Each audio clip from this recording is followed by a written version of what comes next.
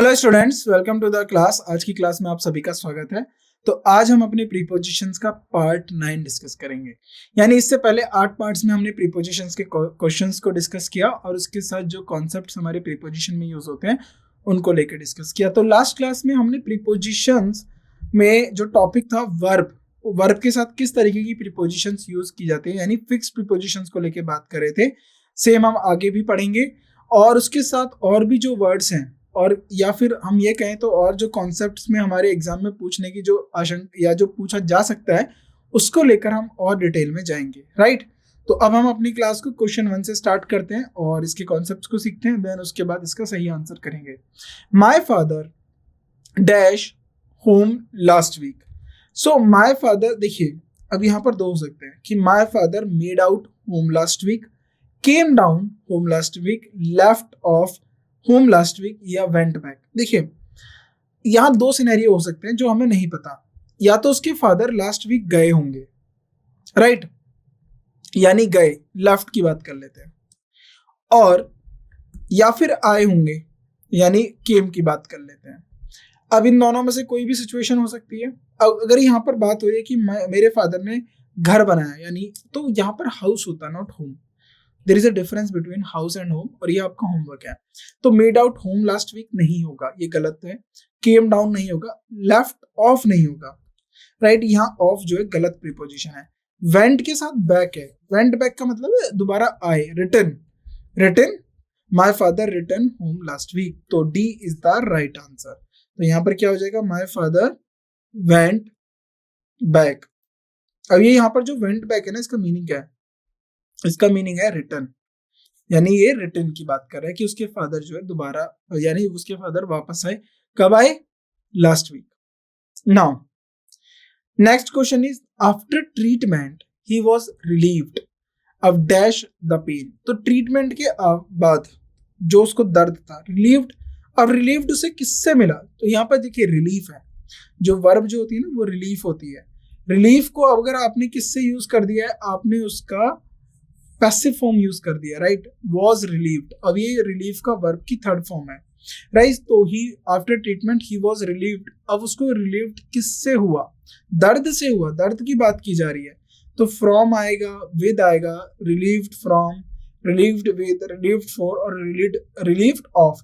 तो काफी ज्यादा स्टूडेंट्स जो है ना ए पार्ट को टिक कर देते हैं, रिलीफ के साथ सीधा फ्रॉम लगा देते हैं, गलत है। रिलीव्ड के साथ जो होता है relieved of, he was relieved of, उससे किससे आराम मिला? उसे पेन से, राइट। तो D is the right answer. Now question number 3, he complimented her dash her new dress. Complimented का मतलब होता है पॉजिटिवली फीडबैक, तारीफ करना। उसने तारीफ किया, ही कॉम्प्लीमेंटेड, राइट। एक होता है कॉम्प्लीमेंट, राइट, जिसको हम ऐसे लिखते हैं COMPLEMENT, कॉम्प्लीमेंट। तो ये आपको पता करना है कॉम्प्लीमेंट का मतलब क्या है, राइट। और एक होता है COMPLIMENT, इसका मतलब होता है तारीफ, यानी पॉजिटिव फीडबैक करना। सो ही कॉम्प्लीमेंटेड हर डैश हर न्यू ड्रेस, तो उसने उसकी तारीफ करी। फॉर होगा, ऑफ होगा, ऑन होगा, अबाउट होगा। तो यहाँ पर मैं बता देता हूँ स्टूडेंट्स जो है सबसे ज्यादा मिस्टेक कहाँ कर सकते हैं। He complimented her for her new dress, तो फॉर नहीं होता है, कॉम्प्लीमेंटेड के साथ हमेशा ऑन किया जाएगा। He complimented her on her new dress. तो यहाँ पर देखिए हर, यहाँ पर क्या है ना, यहाँ पर प्रोनाउन है, और यहाँ पर सेम हर जो है यहाँ पर क्या है, यहाँ पॉजेसिव एडजेक्टिव है, राइट। तो पॉजेसिव एडजेक्टिव है, याद रखिएगा। अब जरा दोनों में डिफरेंस समझ लीजिए। जैसे ही के साथ क्या हो जाता है, ही को जब आप ऑब्जेक्टिव केस में आपको इसका प्रोनाउन चाहिए, ही और शी का मैं समझा देता हूँ। ये सब्जेक्ट है, ये सब्जेक्टिव केस की बात हो रही है एज अ प्रोनाउन। तो ही का ऑब्जेक्टिव केस क्या होगा? अब आप इसको समझ लीजिए थोड़ा सा, ये इंपॉर्टेंट हो जाता है। ही का ऑब्जेक्टिव केस हो जाता है हिम, और शी का ऑब्जेक्टिव केस क्या हो जाता है? हर, राइट। लेकिन अगर मैं possessive adjective, possessive determiner, not adjective, या पॉजेसिव एडजेक्टिव या डिटरमिनर कह सकते हैं इसको, पॉजेसिव एडजेक्टिव की बात करूं, यहाँ पर ये एज अ प्रोनाउन है, राइट। क्यों, कैसे पता चला? इसके बाद कोई नाउन नहीं मिलेगा, इनके बाद कोई नाउन नहीं आता। देखो पर यहाँ पर ध्यान से देखो, हर यहाँ पर प्रोनाउन है, यहाँ पर हर के बाद एक नाउन आया ड्रेस। ड्रेस तो नाउन है, मैंने नाउन की डेफिनेशन क्या दी है, जो भी आप देख सकते हो इस दुनिया में वो सब नाउन है। और क्योंकि हर एक चीज का एक नाम होता है तो वहां पर वो नाउन हो गया। फील, जो आप फील करते हो वो भी एक नाउन है। तो यहाँ पर जो ड्रेस की बात हो रही है ये नाउन है। कैसे पता? न्यू एक एडजेक्टिव आया, ये न्यू एडजेक्टिव किसके लिए आया, ये ड्रेस के लिए तो आया है, इसलिए ये नाउन है। लेकिन इस हर के बाद तो कोई नाउन नहीं मिला, यहाँ पर तो प्रीपोजिशन आ गया। और ये जो ड्रेस नाउन जो यहाँ पर ऑब्जेक्ट आया है ना, ये ऑन प्रीपोजिशन के लिए आया है। तो ध्यान देने वाली बात है कि यहाँ तो नाउन आ गया, यहाँ क्यों नहीं आया? वो इसलिए नहीं आया कि जब आप ही का पॉजेसिव एडजेक्टिव लिखते हो तो हिज आ जाता है। His car, his bag, his pen, his bike, his cycle, तो हिज आ जाता है। लेकिन शी का हर ही रहता है, लेकिन हर के बाद आपको क्या मिल जाता है, एक नाउन। जैसे कि हर कार, हर हाउस, हर पेन, हर बोतल, हर कंप्यूटर, हर मोबाइल, इस तरीके से, राइट। तो यही डिफरेंस है। यहां पर आपको कोई नाउन नहीं देखने को मिला, तो वो यहां पर ये कह रहे हैं कि उसने उसकी तारीफ की उसकी नई ड्रेस के लिए, तो नई ड्रेस को लेकर उसने उसकी तारीफ करी, राइट। सो ये कॉन्सेप्ट था पॉसेसिव एडजेक्टिव या फिर पॉसेसिव डिटरमिनर बोल सकते हो आप इसे, पॉसेसिव एडजेक्टिव या डिटरमिनर से और प्रोनाउन के बीच, right. So on is the right answer. तो यहाँ पर हमारा अगर हम प्रीपोजिशन की बात करें तो ऑन हमारा सही आंसर हो। Now why do we always have to submit his authority, right. Why do we always have to submit, submit क्या करने की बात हो रही है, हिज अथॉरिटी, राइट। तो फोर आएगा, टू आएगा, अंडर आएगा, विद आएगा। तो आपको यहाँ पर बताना है कौन सा प्रीपोजिशन आएगा। सो यहाँ पर लिखेंगे why do we always have to submit to his authority. तो जब भी आप यहाँ पर लिखेंगे ना टू हिज अथॉरिटी आएगा, right. B is the right answer. Now question number 5, the master assured her dash success in the examination. तो मास्टर assured, अब assured के बाद क्या करा, मास्टर ने उसको assure किया किस चीज के लिए, उसकी सक्सेस के लिए। सक्सेस के लिए, सक्सेस किसमें, एग्जामिनेशन में। तो देखिए मास्टर ने उसको assured किया, किस बात को लेकर assured किया, सक्सेस को लेकर, और सक्सेस किसमें, एग्जामिनेशन में। तो यहाँ पर एक प्रीपोजिशन आएगा और वो किससे रिलेट करेगा, assured वर्ब से करेगा। तो assured for आएगा, assured with आएगा, assured of आएगा, assured in आएगा। तो the master assured her for success in the examination। तो A is the, sorry not A, the master assured her of success होता है, assured के साथ आएगा of, assured of something, तो master assured her of success in the examination। तो C is the right answer, 4 नहीं होगा, of होगा।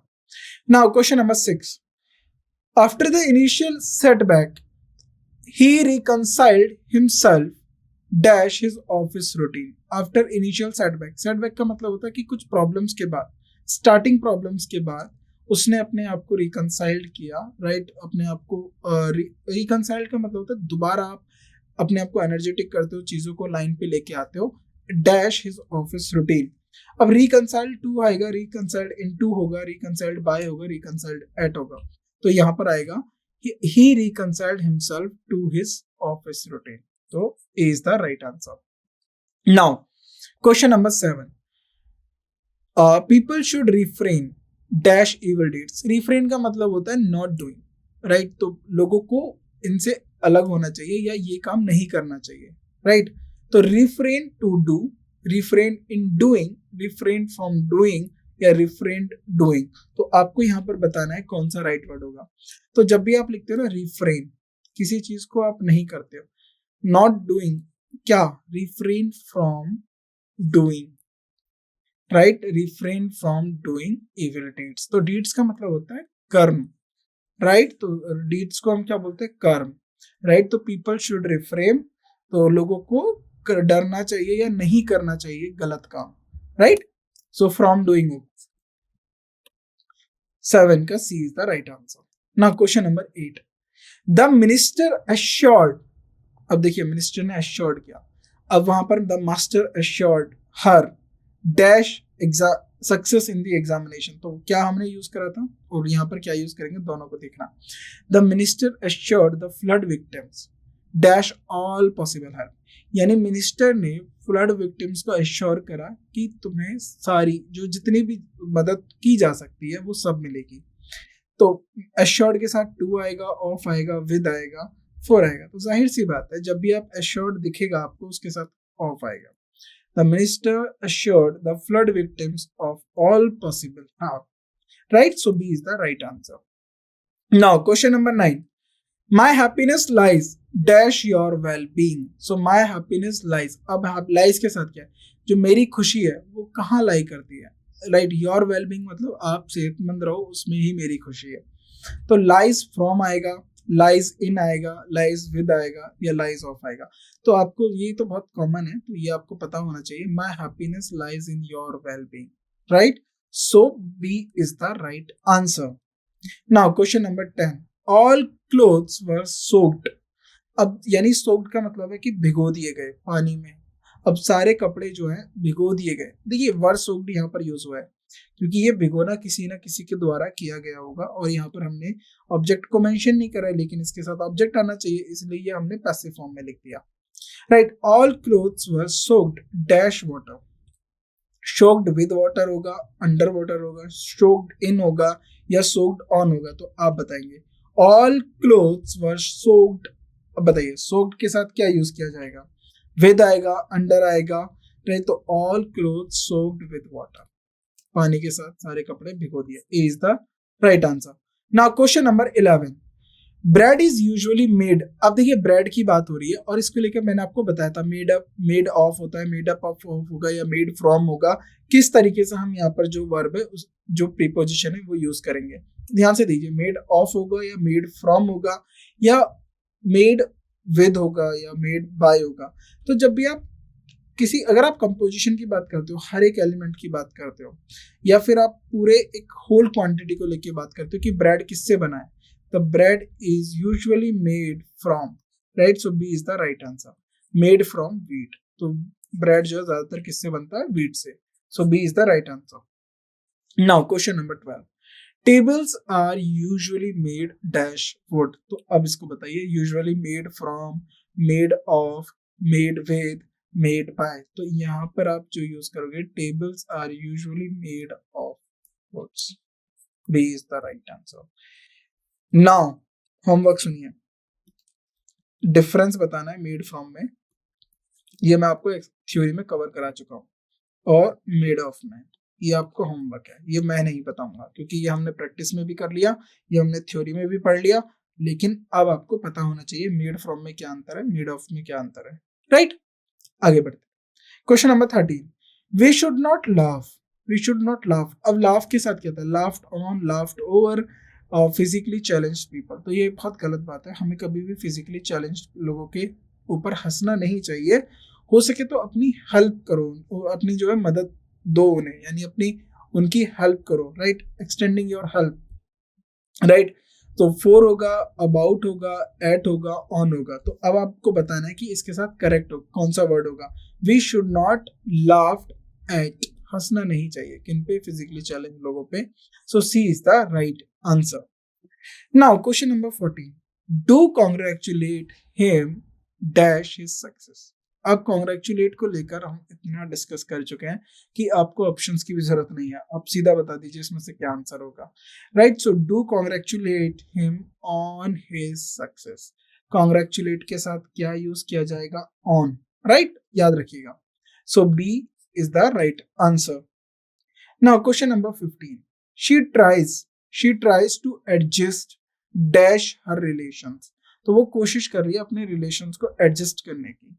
तो शी ट्राइज, अब क्या? Tries to adjust so his relation, with his relations, for his relations, at his relation. She try to adjust with her relations. तो वो अपने रिलेशंस के साथ एडजस्ट होने की कोशिश कर रही है या करती है। तो शी ट्राइज के बाद आएगा with her relations. 15 is the right answer. Shaila gained an advantage dash me. Advantage के साथ ऑन आएगा, एडवांटेज ओवर मी होगा, क्या होगा? एडवांटेज ऑन होगा, ओवर होगा, अपॉन होगा, फ्रॉम होगा। तो जब भी आप एक एडवांटेज लेते हो किसी और के प्रति, यानी जब दो लोग हैं उसमें से एक सुपीरियर है, तो जब भी आप इस तरीके की बात होगी तो advantage over me, right? Sheela gained an advantage over me, right? B is the right answer. Now question number 17, he climbed. अब क्लाइम्ड अप होगा, क्लाइम्ड डाउन होगा, क्या राइट आंसर होगा? He climbed dash the tree, right? तो आपको बताना है climbed to, climbed up, climbed over, climbed in. तो राइट आंसर बताइए इसका। तो जब भी आप इस तरीके के होते हैं क्लाइम्ड, अब वो पेड़ के ऊपर चढ़ने की बात हो रही है, तो he climbed up to the tree, यहाँ पर क्या होगा? He climbed up the tree, right? So B is the right answer. Now question number 18, he does not believe. अब बिलीव के साथ क्या आएगा? ये तो बहुत ज्यादा डिस्कस कर चुके हैं। Helping others, believe in, believe for, believe with, अब और बिलीव ऑफ। तो जब भी आप बात करोगे बिलीव इन या बिलीव इन, फेथ इन, तो जब भी आप बिलीव के साथ लगाओगे तो बिलीव के साथ क्या यूज होगा? In. He does not believe in helping others, so A is the right answer. Now question number 19, for the whole month they lived. अब पूरे महीने के लिए वो किस पर जिए? वो किस पर जिए थे? फ्रूट और पानी पे, राइट? तो विद आएगा, ऑन आएगा, इन आएगा, फ्रॉम आएगा, तो आपको इसका राइट आंसर बताना है। So for the whole month, अब देखिए लिव्ड, यहाँ लिव्ड को लेकर बात आ रही है, तो यहाँ पर डिपेंडेंसी की बात आ रही है कि वो रिलाय करे, वो डिपेंड थी। तो मैंने आपको बताया कि रिलाय के साथ क्या आएगा? ऑन आएगा। डिपेंड के साथ क्या आएगा? ऑन आएगा। तो यानी जब भी आप डिपेंडेंसी या रिलाय की बात करते हो, रिलायंस का मतलब भी क्या होता है? डिपेंडेंसी। तो they lived on fruit and water. On का मतलब यहाँ पर ये नहीं हो जाएगा कि वो फ्रूट और वाटर पे ऊपर, जैसे नीचे फ्रूट हो गया, पानी हो गया, ये उसके ऊपर रह रहे थे, नहीं। लिव्ड ऑन का मतलब होता है कि ये उन पे डिपेंड हुए, उनके ऊपर जिए, यानी उनकी मदद से, यानी वो पूरे महीने सिर्फ फ्रूट खाया, पानी पिया। तो they lived on fruit and water, so B is the right answer. तो जब फास्ट रखते हैं तो आप क्या खाते हो? आप फ्रूट और पानी ही तो खाते हो, तो सेम वही बात यहाँ कही गई है। नाउ क्वेश्चन नंबर 20, यहाँ पर दो आपको बताने prepositions. So we have run dash sugar. तो अगर यहाँ पर बात हो रही है कमी को लेकर, तो क्या इसका मतलब है कि हमारे पास शुगर की कमी है। Could you buy. अब देखिए कैसे पता चला कि कमी की बात हो रही है? अगर उनके पास कमी नहीं होती तो वो खरीदते क्यों? वो तुमको खरीदने के लिए क्यों बोलते? सो अब जाहिर सी बात है, रन डाउन या रन आउट ऑफ या run away from, run of with. तो अब आपको बताना है, देखिए जब भी आप कमी की बात करते हो ना, रन आउट ऑफ शुगर, यानी बहुत लिमिटेड शुगर बची हुई है, वो भी खत्म हो जाएगी। Could you buy some more, much नहीं होगा, from lots of many more नहीं होगा, could you buy some more. So B is the right answer. तो एक ही वर्ड से पता चल गया आपको। सो यहाँ पर जाएगा could you buy some more, right? अब यहाँ पर बोलोगे कि शुगर तो सर कैसे सम आ सकता है, उसके साथ तो मच आना चाहिए। तो कुड यू बाय सम मोर का मतलब है कि आप कुछ 1 किलो 2 किलो क्वांटिटी में लेके आइए, यानी उसको वेट किया जा रहा है, वेट करने की बात करी गई है, right? So B is the right answer. Now question number 21, the pedestrians. Pedestrians कौन होते हैं? जो पथयात्री होते हैं, जो पैदल चलते हैं। Who were knocked. अब यहाँ पर हु किसके लिए आया? पेडिस्ट्रियन के लिए आया है, क्योंकि पेडिस्ट्रियन यहाँ पर सब्जेक्ट है और हु यहाँ पर हमारा इंट्रोडक्टरी सब्जेक्ट है, और हमने जो हमारे पेडिस्ट्रियंस हैं उनको इंट्रोड्यूस करा है, तो उसके लिए यहाँ पर क्या आ जाएगा? वर आ जाएगा। Who were knocked by a car, यानी नॉक्ड बाय अ कार का मतलब were admitted dash the near hospital. अब आप इसके कॉन्टेक्स्ट को समझिए। जो पेडिस्ट्रियन थे जिनको हु वर नॉक्ड, अब नॉक्ड का मतलब क्या है कि नॉक्ड के यहाँ पर कहना क्या चाहता है कि जिनको कार ने टक्कर मार दी, उनको एडमिट किया गया था नियर बाय हॉस्पिटल में। तो यहाँ पर नॉक्ड का मतलब है कि टक्कर मार देना, गिरा देना, चोटिल कर देना। तो नॉक्ड ऑफ होगा, नॉक डाउन होगा, नॉक्ड अंडर होगा, या नॉक डाउन होगा। तो जाहिर सी बात है, जब भी आप चोट की बात करोगे कि चोट मार दिया, गिरा दिया, तो नॉक डाउन वालों को आप प्रेफरेंस रखोगे, यानी ए गलत, सी गलत। अब यहाँ पर हम लिख देते हैं down, knocked down by a car. तो इतना कॉन्टेक्स्ट आपको समझ में आएगा। वर एडमिटेड, अब एडमिटेड के साथ क्या होगा, एडमिटेड टू द हॉस्पिटल होगा, टू द नियरेस्ट हॉस्पिटल होगा, या एडमिटेड इनटू द हॉस्पिटल होगा। अब यहाँ पर आप थोड़ा सा समझिए, तो जब भी आप बात करेंगे एडमिटेड, तो एडमिटेड इनटू नहीं होगा। इनटू का मतलब समझिए, अगर कोई बाहर से किसी इनक्लोज्ड स्पेस के अंदर आता है, यानी मूवमेंट की बात करते हैं, तो वहां पर हम इनटू यूज करते हैं। लेकिन यहाँ पर उनको एडमिट करने की बात हो रही है, तो admitted to the nearby hospital. So D is the right answer. तो ये भी गलत हो जाएगा जस्ट इनटू की वजह से। Now question number 22, I do not agree. अब एग्री के साथ क्या आएगा, आई डू नॉट एग्री। अब देखिए, I do not agree against, तो ये गलत हो जाएगा। अगेंस्ट का मतलब होता है कि आप विरोध की बात कर रहे हो, तो एग्री और अगेंस्ट दोनों नहीं आ सकते। I do not agree in नहीं होता, I do not agree for नहीं होता, I do not agree with you, मैं आपसे सहमत नहीं हूं। तो एग्री के साथ क्या आ जाएगा, with. I do not agree with you.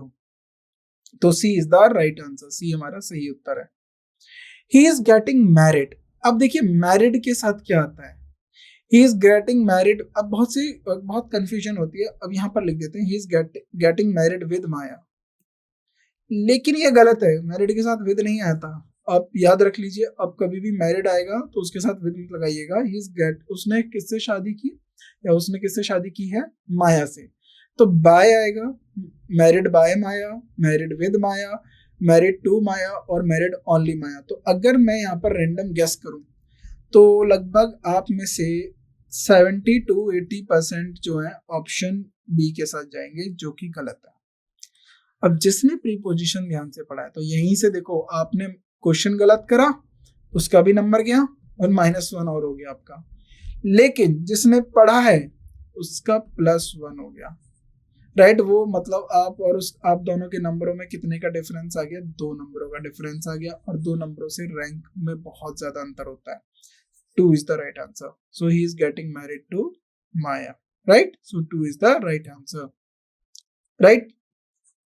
So इसमें क्या आएगा, 2 आएगा। तो इसको भी आप करेक्ट करेंगे।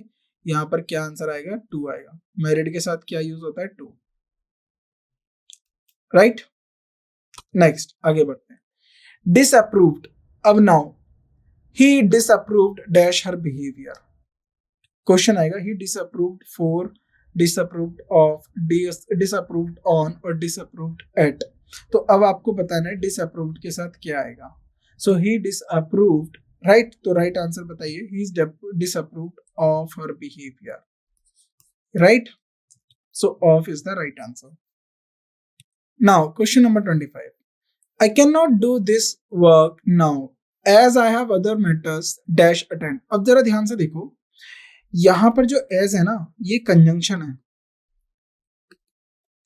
अब कंजंक्शन का मतलब क्या होता है, मैंने आपको बताया था, कंजंक्शन 2 क्लॉजेस को जोड़ता है। जब मैंने थोड़ा सा इंट्रो दिया था आपको पार्ट्स ऑफ स्पीच को लेके, तो वहां पर आपको बताया था जो कंजंक्शंस होते हैं, ये 2 आपस में क्लॉजेस को जोड़ते हैं। और क्लॉज क्या होता है, जिसका खुद का एक सब्जेक्ट होता है और एक खुद की वर्ब होती है।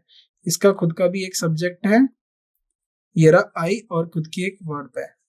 अब यहाँ पर ये बात क्या हो रही है, और एज का मतलब क्या है, देखिए, आई can not do this work now, मैं ये काम अब नहीं कर सकता। क्यों नहीं कर सकता, बिकॉज। अब एज का मतलब क्या आ गया, because I have other matters, मेरे पास और भी काम है। आई हैव अदर मैटर्स अटेंड, तो मैटर्स के बाद अटेंड आया है, तो यानी 2 आएगा, 4 आएगा, ऑन आएगा, एट आएगा। I have other matters to attend, for attend, on attend. तो जरा ध्यान से देखिए, अगर यहां पर मैं कोई प्रीपोजिशन लगा दूं, right, preposition,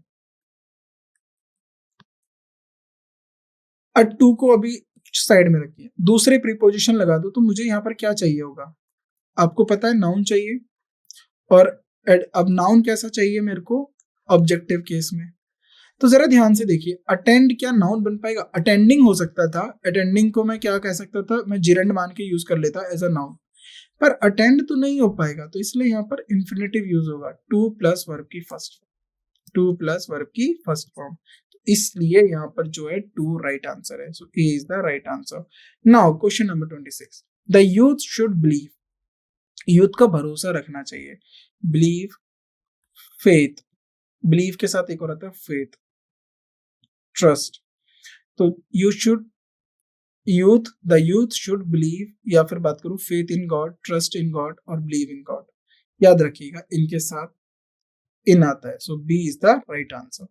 now question number 27, there are not solitary. Solitary का मतलब होता है, पहले एक पनिशमेंट होती थी सॉलिटरी कन्फाइनमेंट, यानी किसी को जैसे होता है कारागार दिया जाता था, कारागार मतलब अकेला रख दिया जाता था, मतलब जब कोई बहुत ज्यादा हार्डकोर क्रिमिनल्स होते हैं ना, जो बहुत खतरनाक क्रिमिनल्स होते हैं, उनको जेल में भी अलग कर दिया जाता है, अलग थलग, काल कोठरी जिसे बोलते थे, काल कोठरी में रख दिया जाता है, यानी वहां पर ना सनलाइट होगी ना कुछ होगा और उस पर बस अंधेरा रहेगा।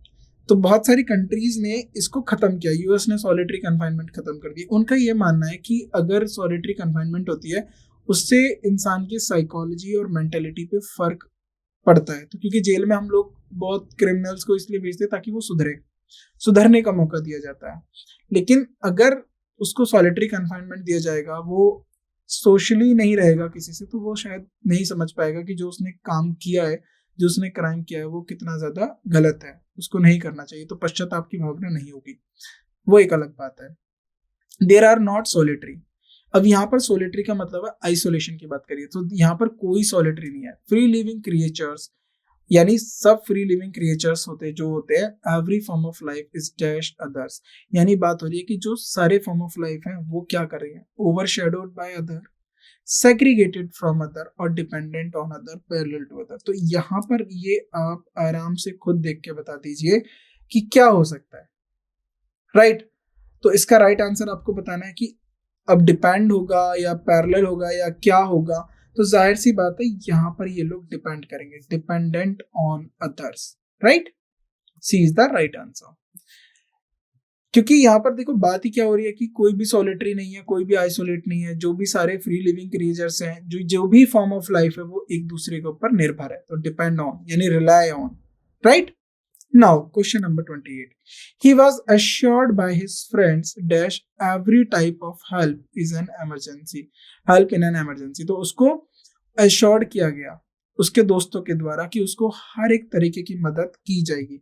assured with आएगा, about आएगा, by आएगा, of आएगा। तो assured को लेके हमने ऑलरेडी डिस्कस कर चुके हैं। तो he was assured by his friend of every type of help in an emergency. तो उसके दोस्तों के द्वारा उसको एश्योर किया गया कि हर तरीके की मदद आपको की जाएगी या दी जाएगी। D is the right answer. Now question number 29। Many premier education institute, premier का मतलब होता है वेल नोन, बड़े, come forward to have a dash with flourishing industry, come forward to tie down, tie up, tie in, tie on. तो पहले इसका मतलब समझ लीजिए। तो बहुत सारे जो प्रीमियर एजुकेशनल इंस्टीट्यूट है ना, वो आगे आए और उन्होंने क्या करा, एग्रीमेंट करा बहुत जो फ्लरिशिंग इंडस्ट्रीज है उनके साथ, इंडस्ट्रीज के साथ। क्यों? क्योंकि देखिए एजुकेशन प्रोवाइड करी जाएगी जो आज की मार्केट की डिमांड है, तो मार्केट की डिमांड के अकॉर्डिंग उनको पढ़ाया जाएगा। अब मार्केट की डिमांड कैसे पता चलेगा? जब एजुकेशन इंस्टीट्यूट्स को इंडस्ट्रीज की रियल प्रॉब्लम्स के बारे में पता चलेगा, उसी तरीके से वो स्टूडेंट्स को ट्रेन करेंगे। तो यहाँ किसकी बात हो रही है? अगर आप ध्यान दे पा रहे हो तो यहाँ पर एग्रीमेंट की बात हो रही है। तो एग्रीमेंट की बात करने के लिए हमने टाई के साथ क्या पढ़ा था? Tie up. Many premier educational institutes come forward to have a tie up, यानी वो एग्रीमेंट चाहते हैं विद फ्लरिशिंग इंडस्ट्रीज। तो C is the right, B is the right answer, tie up, right? So B is the right answer. Now question number 30. My India's by Corbett deals dash the author's familiarity with and love of India, यानी जो My India जो book है जो Corbett ने लिखी है वो किससे डील करती है? जो ऑथर की फेमिलैरिटी है, यानी ऑथर के जो एक्सपीरियंसेस है, तो ऑथर अपने आप को फेमिलैरिटी महसूस करता है इंडिया के साथ, या जो उसका लगाव है, यानी लव ऑफ इंडिया, राइट। तो डील के साथ क्या आएगा? डील एट होगा, डील विद होगा, डील इन होगा, डील ऑफ होगा। तो डील्स विद किससे डील करती है? ऑथर की फेमिलैरिटी से या और उसके प्यार से जो इंडिया के लिए है, and love of India, right. तो 30 क्वेश्चंस हमने डिस्कस किए, बहुत इजी क्वेश्चंस थे। ये सारे जो वर्ड्स हैं हम ऑलरेडी डिस्कस कर चुके हैं अपने थ्योरी में और एक्सरसाइज में। तो सेम क्वेश्चंस आपको देखने के मिलेंगे एग्जाम में भी, आपसे कुछ अलग नहीं पूछेगा एग्जामिनर, सेम इसी टाइप के क्वेश्चंस एग्जाम में पूछे जा रहे हैं। तो आप फोकस करिए कि जो चीज आप सीख रहे हो उसको ठीक से सीखो, उसको रेगुलर बेसिस पे एक्सरसाइज उसकी प्रैक्टिस करो। क्वेश्चंस बहुत इजी एग्जाम में पूछे जाते हैं, राइट? तो फोकस इसी बात पे रखिएगा, क्योंकि आप अगर अच्छे से पढ़ोगे, क्वेश्चंस को समझोगे, आप इजीली क्वेश्चंस कर पाओगे। तो बाकी के जो क्वेश्चंस हम अपनी नेक्स्ट क्लास में करते हैं, इस क्लास को हम यही एंड करते हैं। Thank you so much.